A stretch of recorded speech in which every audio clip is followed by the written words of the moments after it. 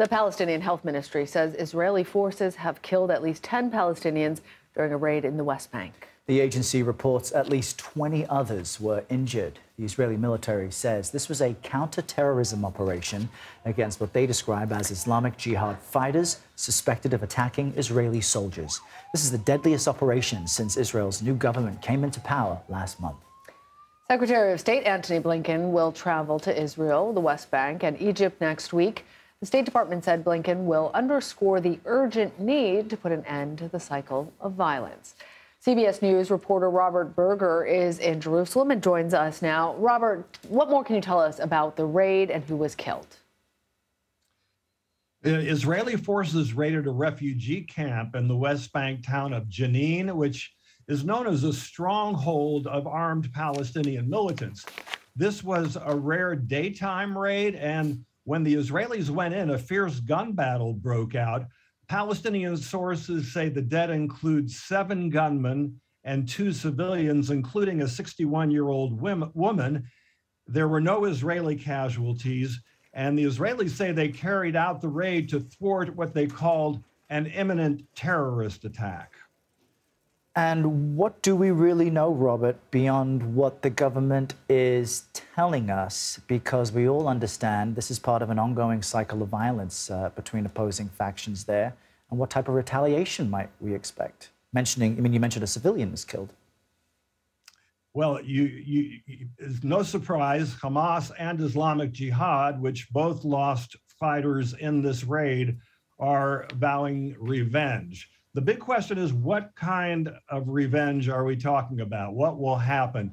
If they decide to start firing rockets at Israel from Gaza, we're talking about a major escalation here, could lead to yet another round of cross-border violence.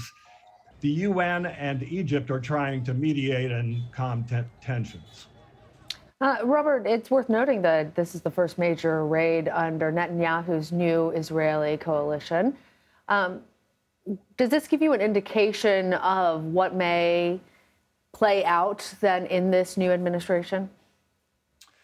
Well, it could be a sign of more to come, but it's also a part of what's been happening for nearly a year. These Israeli raids have been going on since a wave of Palestinian attacks back in March and April of last year. So it's actually the continuation of an Israeli policy, which is to attack militants on their own turf before they can come into Israel to carry out attacks.